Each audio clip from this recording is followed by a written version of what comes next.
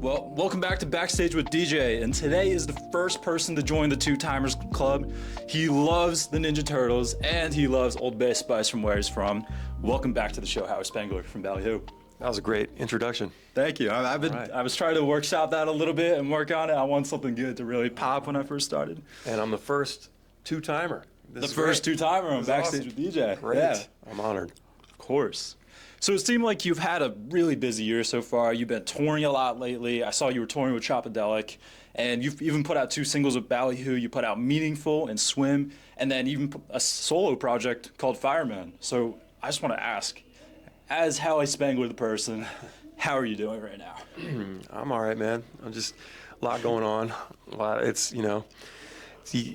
been doing this a long time. I'm sure I talked about the last time we talked, but yeah, I just starting to feel it a little bit as I get older, but I still enjoy making stuff, and so that's why I do this stuff. But yeah, it's just this is my job. This is what I do, so I might as well do the damn thing, Yeah. It's like, so write songs, put out songs, make things. For sure.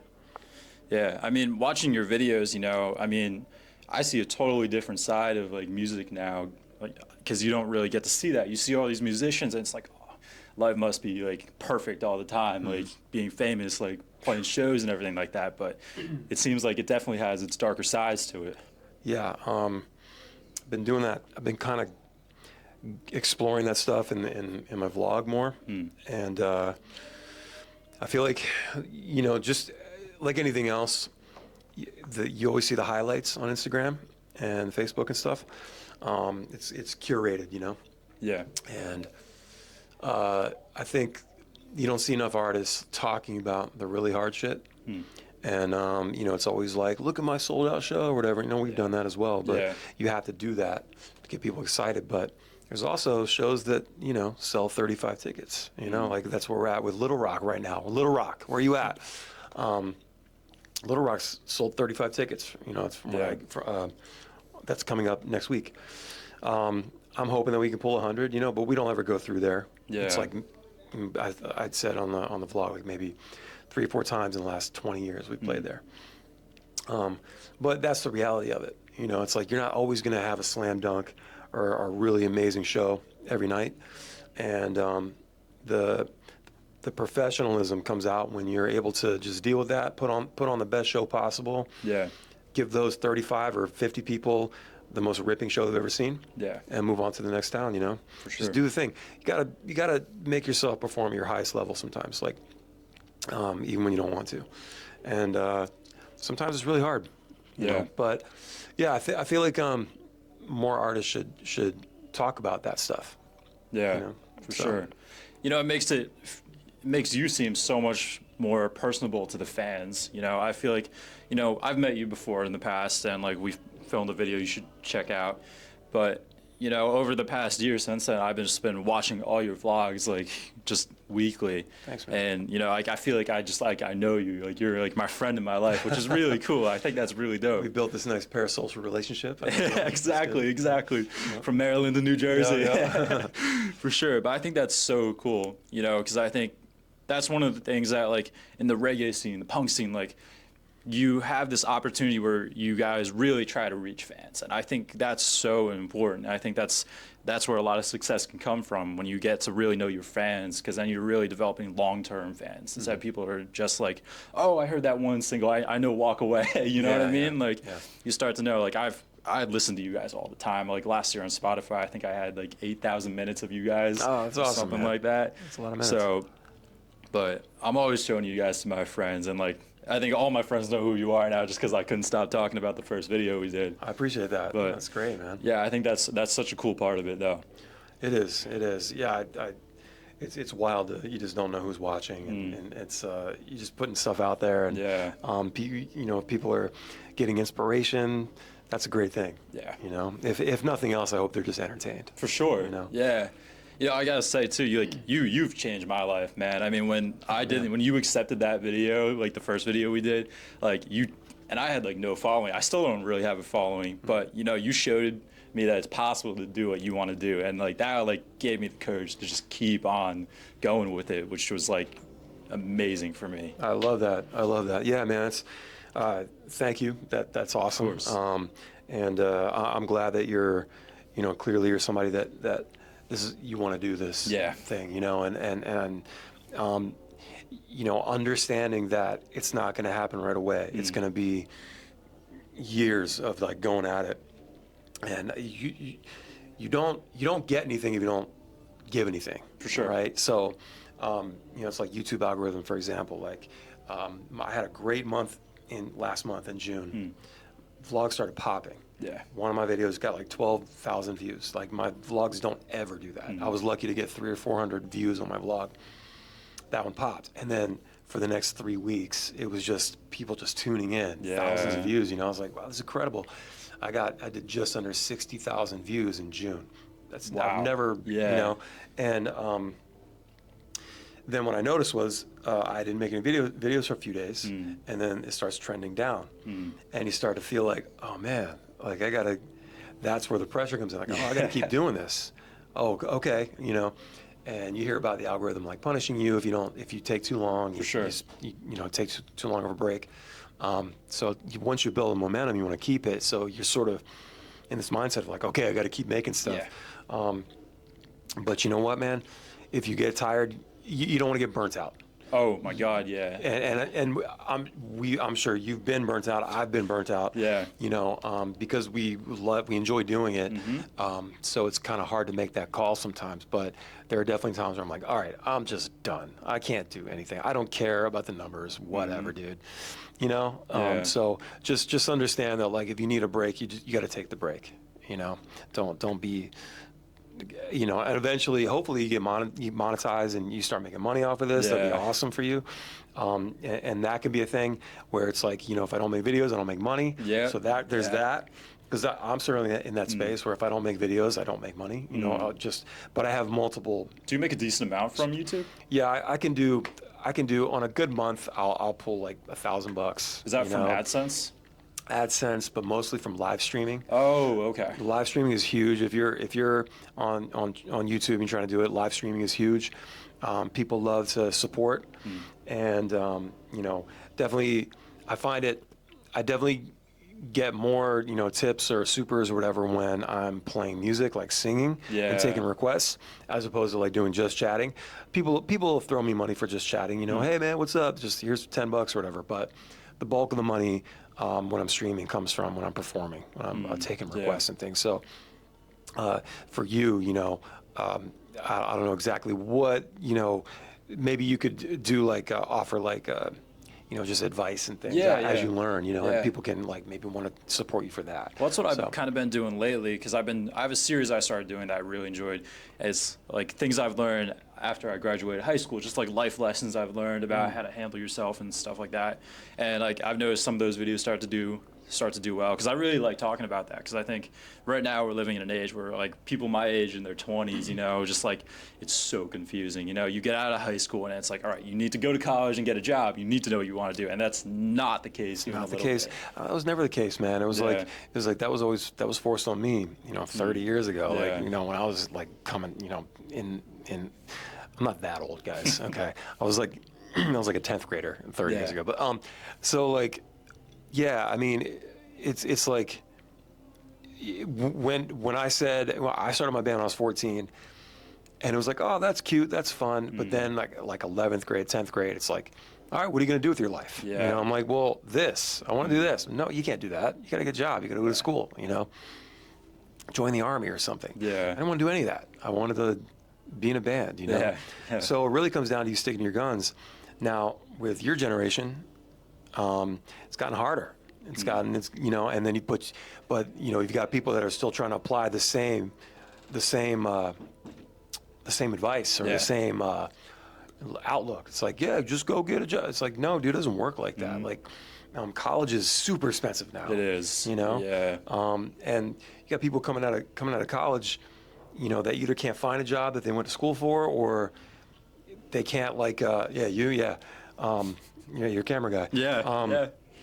Or it's just the interest is so high, you know, that they can't pay the shit down, you know, even when they do get the job. Yeah. And it's like, why should you be stuck with a 10, 15, 20 year plus payment on tuition? Exactly. It's like, it's very predatory. And I think it needs to be reformed. And I think 100%. I think college is an option. Yeah. It's not what you need to do. Exactly. There's like five things that you need to go to college for. You know what I mean? Like lawyer, doctor, right? Yeah. Everything else, you need to think about it. Don't just go to college because that's what you're supposed to do. Exactly. It's yeah. a financial decision. You know, it's a huge financial decision. And people have been buried by it, you know, so definitely have that talk with your parents or whoever. Talk to yourself about it, you know, figure out what you want to do. So I've just been doing community college because I wanted to be able to stay at home and work, and then it's given me the opportunity to be able to do stuff like this now, so I don't have to worry about being out of state and stuff like that.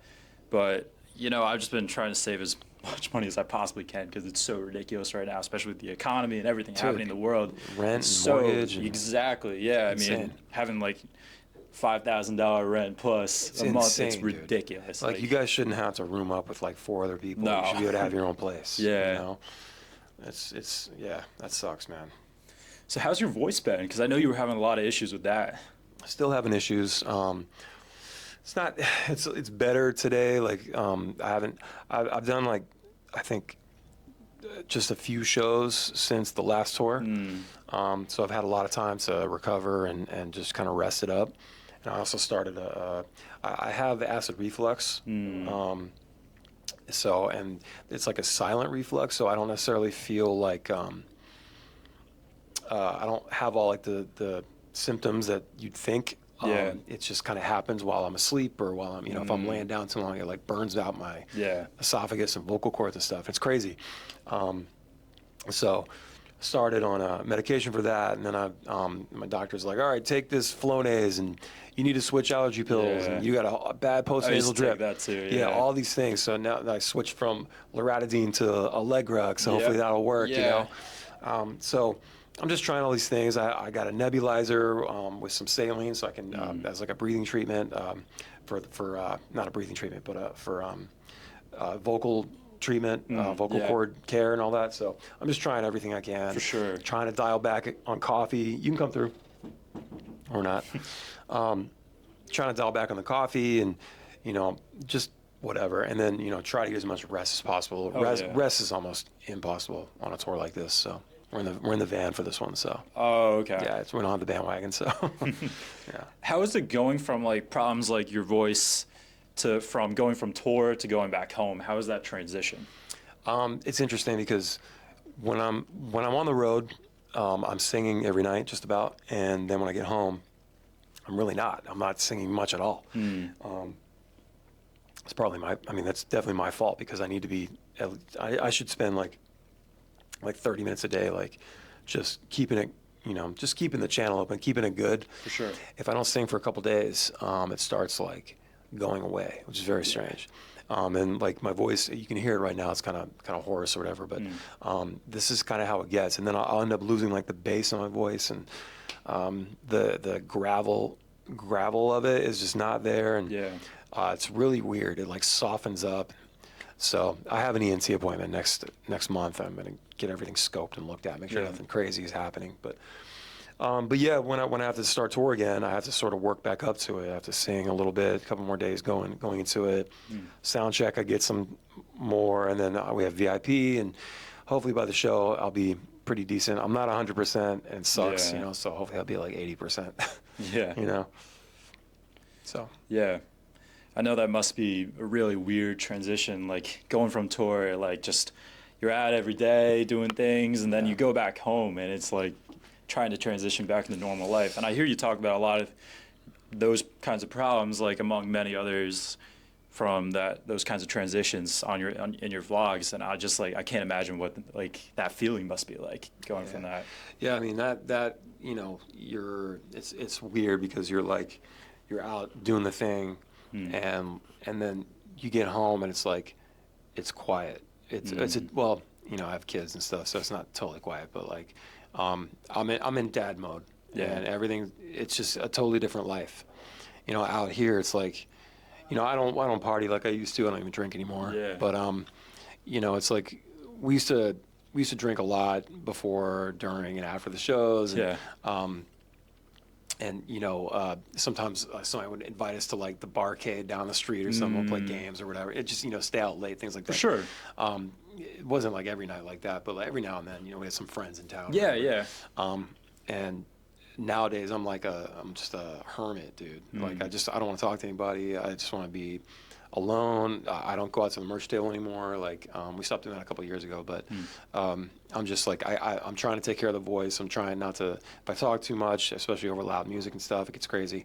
And you know, then when I'm home, it's just like, yeah, like I said, dad mode. I'm taking my daughter to swim practice at 8 in the morning. And, Yeah. you know, just making, you know, during school time, I'm making lunches and all, you know, just Normal life and stuff. husband things and trying to fix things around the house. Yeah, so yeah, it's wild. All the while keeping the business going. You know, still making videos, still For sure. writing songs and working on stuff. You know, but yeah, the difference between touring, you know, the tour life and then home life is very drastic. Yeah. Yeah.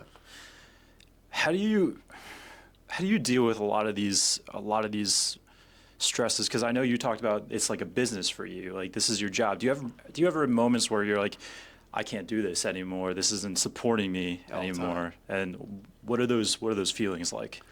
It's kind of dark, you know, because it's like this is what, you know, I've built my whole life around. It's like it's crazy, but like my job, my career is like my identity, you know, and that's very weird to say. And I just realized that recently. Yeah. I was thinking about it. I was like, this is literally my identity. Like I am this music, this band, this like this is, you know, everything I do is based around the band and the music and stuff.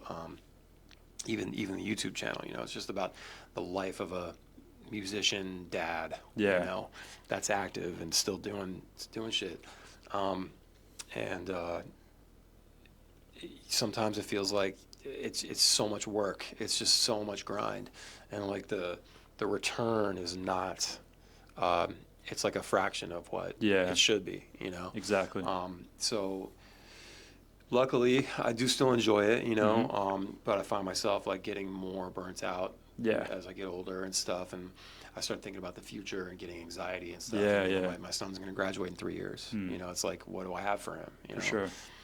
Do I have anything for him? You know, I want to be able to help. Like, I want to be able to have money and help when, if he needs to get a down payment on a car or like, you know, like just I want to be able to help my family. For sure. You know? Just do what dads do. You know, whenever my kids move out, eventually be able to pay for groceries for them or something. Yeah. You know, if they can't 1 month. You know, just those things. You know. Yeah. I don't plan on paying my kids' bills. You know? No. But I'm just saying that, like, I just want to be able to help. And at this point, it's like I can barely help myself. You know. Yeah. It's a wild thing, man. It's like people think that, you know, rock star, you got money and stuff. It's not like that at all, dude. It's really not. You know, we live a pretty. It's a good life, you know, for what it is, but it's not extravagant. It's not, you know, we eat. We're not struggling like in that way, you know. Yeah. I'll do whatever I can to make sure the family eats, you know, but and I won't lose my house, you know. Yeah. But it's Enough to be comfortable. It's a townhouse, you know what I mean? It's not like anything crazy. It's just trying to keep the expenses low if we can, but still be able to take my family out to the movies and do things, you know. Of course. So, you know, it's like those types of things get in your head, and you're just like, okay, what is this? Like, can I afford this anymore? Can I do this? You know. So. I saw the one video you put out recently where you talked about how you performed that one show, you just didn't feel 100%, and you just felt down that night. And I think, you know, for me personally, watching that, it felt relatable because you have those moments where you, like, even for me, like when I'm at work, it's like, is this really worth it? Is this really what's going to be supporting me? And even though those times are really dark, it felt relatable because I'm like, yeah, like he's just like me. He goes through all the same issues that I go through. Yeah, that's the point I'm trying to make with the vlog. It's like, you know, I'm not trying to overdo it or be dramatic or anything. I'm trying to show this is how it is. So like, there was a time when I was doing like Vlogvember a couple of years ago. I challenged myself to do a vlog every day for the whole month of November, and I did it. It was great. But a lot of the videos were like kind of bummer, you know, like I was like, I don't want to put out depressing videos, you know, I don't, For sure. but it was just where I was at. Yeah. You know, it was like where I was, you know, and I try not to be gloom and doom and stuff, but like, these are the things that I think about. These are the things that are real and happening to me or whatever. And so I'm making a video about it. You know, this is just my life, you know? Yeah, exactly. There's plenty of videos where everything's great and we're having a great time and, you know, but yeah, I think the point of the vlog is to just show all those sides. You know, there's things that I won't show. You know, I'm not going to show an argument with my wife or for sure. or anything, you know, talking about my kid's grades at school or anything, or how my son's got to get his D up or something. You know, there's like nothing like that. But I think there's definitely things that I'd still want to keep personal. But yeah, I mean, when it comes to like the career stuff and sort of where I'm at with my head and with everything, I think that's all, you know, free game or whatever. For sure. You know, so hopefully people aren't watching and getting bummed out by the videos. No, I think it's relatable. Yeah, that's good. You had posted a video last year in July talking about your sobriety, and that was so fascinating for me because I'm turning 21 this October. Cool. And you know, it's something I really think about a lot, and like, you know, I've always been like growing up in like a religious home, so like drinking hasn't always been too much of a thing, and I don't think I'd ever go completely sober. It's been a thought, but what's your experience with that, Ben? You know, I feel like everybody has their own journey. I can't sit there and say you should stop, you should not drink. You know, I can tell you that you probably shouldn't drink. It's not good for you. Yeah. You know what I mean? And honestly, probably more bad things have happened than good things. You know, but everybody's got their journey. You can have a great time. I had so many great times drinking, man. We had, you know, just go, you know. Yeah. But ultimately, you know, I had to drink for 20 years to decide not to drink anymore. You know, and it wasn't even like, you know, I've said I didn't have like a problem with it so much. It was just like there were triggers, and it was like we're on tour. It's just kind of what you do. You know, there were definitely moments where it's like you're sad or something's bumming you out, so you drink about it, you know. Or other times where I'm cooking dinner, I'm making like a dope Mexican dinner, you know, and like I want a beer with it. You want a Corona with your Mexican food? Yeah, man, or a beer and pizza or something, you know, whatever. Yeah. So there's that. Or you're watching a movie, you want to pour a glass of wine and watch a movie with my wife, you know. So. But it just got to a point where I was starting to just feel I was getting the ick from it. I wasn't even really finishing the beers that I was starting. And I didn't like how I was feeling anymore. I started getting like fat and like purple in my face and my cheeks and stuff. And I was like, that's not good, you know? So, and then I got really, really drunk twice in 2023. No, I'm sorry, 2022, where I was super hammered and I was like, I felt terrible the next day. I was like, bro, this is for the birds.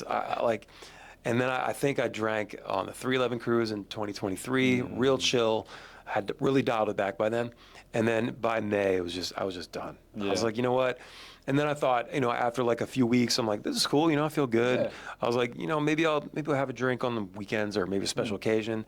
And then I got to a point where I was just like, you know what? If I'm gonna stop, just stop entirely. What's a special occasion? Who cares? You know, it's just like it's a moment, it's a thing. I don't have to take a shot or be drunk to feel good about a moment. You know, like I don't need to do that. So, and when everybody else is taking shots, what's up, bro? I'll put my LaCroix up or my you know, I'll drink NAs. You know, that's fine. I'll put my NA up. Like, cool. You know, because the communal part is the hardest part. You know, when everybody else is doing it, you want to feel a part of it. You get that FOMO. But honestly, man, when I wake up in the morning and I feel great and everybody else is just like, I'm like, I'm so glad I didn't.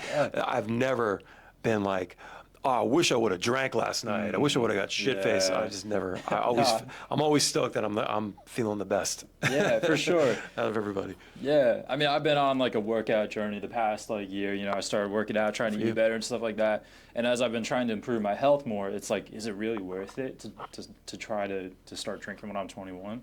You know, I mean, because I have so many ideas I want to do for my future. Like, I want to be able to have a business, and I want to be able to keep my mind, like, really good and really solid for that.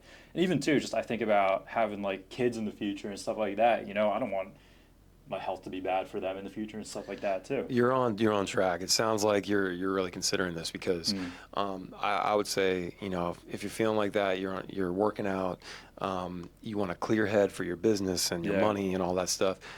The alcohol is going to affect all that. Yeah. You know, it just is. It's just there's science on all this stuff. You know, the facts are there. Sure, people just drink every now and then. That's whatever. You know, but like if you have goals, alcohol is going to get in the way a little bit of that. Yeah. You know, it may not completely inhibit it as long as you're not crazy with it. Sure. You know, but you know, just from someone who's done it for a long time, or had done it for a long time, 20 some years. It's not worth it. You're going to age faster. You're going to be, the weight's going to stay on, you know, like it's just, it will inhibit those things. Yeah. You know what I mean? Like it's going to be harder to drop that weight or like, you know, sure. so, and it hits us in different ways. But, you know, I would say just see how far you go, man. Like just because you turn 21 doesn't mean you have to start drinking. Stay in the mindset. Just don't worry about it. And maybe later you might want to take a drink or something. But maybe you won't. Maybe you know what? Since I've been 21, I kind of want to keep the streak going. Yeah. You know? Yeah, exactly. And that's how I was too. Like I have this app called Days. It's free. Okay. I just put in the day that I stopped drinking, and it just clocks it every day. So I totally forget about it till one day. Let me see where I'm at, and it's just like 700 and some days. That's pretty cool. You know. But you can gamify it. Just make it a streak. See how long you go. For sure. And I've had ideas like, what if I took a shot right now? What if I drank a beer? What if I took a shot of whiskey right now? And I would be mad at myself. Yeah. I know I would. I'd be pissed off because I'm like, what was the point of it? Why? Yeah. Why did I do that? Yeah. You know. So, but as I said, everybody's got their own journey. You're not gonna. I can't tell you what to do. Yeah. You know, you have to figure it out for yourself. For sure. I can just say, hey, there's science, there's facts. Here's what I think, and you just gotta make your own call. Yeah, I feel like it becomes like an aesthetic, you know what I mean? Because being in my 20s, everyone wants to go to bars and hang out and clubs and whatnot, too. I mean, even at your age, a lot of people like want to do that stuff. Yeah, still, yeah. But I feel like Don't say it like that. My age. What are you talking about? He's young. He's like 21. All right. But, you know, I feel like it just becomes a lot of people just like, it's just for the aesthetic. People want to go out and have a drink, you know what I mean? Yeah, it's conversational, it's too. what you do. For sure. It's just, I mean, it's forever, since the beginning of time. I mean, they've been making beer and ale and mead and stuff since the beginning of time, right? But there is a movement of people just not doing it. They're dropping it or not starting at all. Yeah. Luckily, a bunch of the beer companies, like pretty much all the beer companies, and even liquor now, have jumped on the NA train because they see the trend, and they don't want to lose that money. You know, I got 0 White Claws for my wife last weekend, so it's just like it pretty much tastes like a White Claw, you know, and it's for people that just kind of want to feel like they're still partying a little bit and just mentally, but you feel fine. You still calories and stuff, but I mean, as far as people going out and stuff and being young and all that, I mean, I totally get it, man, you know. But you can go have NAs because the bars are carrying them now. You know, mostly Heineken NA, which kind of sucks, but. You know, so you can still go party. You can drink an NA. They even have NA tequila and stuff now. I think I've heard about that. Yeah. Yeah, it kind of tastes like Pine Sol, but it's fine. You know, it's about participating in the social, the communal thing. part. Yeah, and I totally get that. But if you want to keep that streak going, then you should do that. Don't let people convince you. Like, do what you want to do. You know, if you want to take a drink, take a drink. Yeah. But if you don't let people make you. Yeah, you know? For sure. So. I'd seen a video of a guy that on his 21st birthday, he went and bought a pack of beer, and then in the parking lot, he just threw them up in the air and smashed all of them. Wow. And I was like, that could be something really cool. It could be cool. For my 21st. Make sure that seems like a waste of money, honestly, but make sure you get the camera out for that. Oh, yeah, you know? For sure. Do something cool with that. Yeah. Make a video. Now, before I let you go, I saw you're playing a festival Green Day, and if you don't know Howi Spangler, he's a huge Green Day fan. Yes. So, any plans to maybe go and try to talk to them? Maybe get them on stage for Amortage Shakes? Man, oh God, I would love that, dude. Yeah, we're doing that fest with them. I don't know if we're on the same stage or not. That'd be sick if we were. I don't care. Just put us on early, same stage. I'll play at noon, just whatever. For sure. But that would be sick. I got a friend who does he does a lot of these big festivals. He's one of the he like helps facilitate them and stuff. He's like stage managing things. Yeah, yeah. So he might be able to like make an introduction, which would be cool. I met them 20 years ago during American Idiot, but it was for real quick. But to be able to get on stage and play guitar with them, like one of the old songs, I would fucking love that. For sure. So I'm not gonna be that. I'm not gonna be all weird and be like, Billy, try to for sure tackle him backstage or anything, but it would be cool if we sort of cross paths and just happen to talk, because I heard they're really, really nice guys. Everybody that's ever met them that I know, they're like, dude, they're so nice. They're like the coolest guys. Very just, hey, they just take care of their support bands and stuff. So, yeah. For sure. Yeah. Well, thank you so much for doing this. Yeah. He's got a big show tonight, first one of the tour with Sideways. If you want to plug any of your social media, merch, tours, everything like that, now's time. Yeah, ballyhoorocks.com. We do all the stuff there, tour dates, and we got a pretty cool shop set up. Lots of great merch. We do drops every other month. We'll do some kind of a cool drop. Different types. We try to do different kinds of merch. That's kind of sets us apart from other bands. But yeah, the shows are a lot of fun, and we hope you guys can come check it out sometime. Yeah. All right. Well, thanks for coming on, man. I appreciate it. And check out my vlog. Check out his vlog. I'll leave links to everything for him down below. Go check him out, and we'll see you guys next time. Dude, good to see you again, man. It's good to see you too. Absolutely, bro.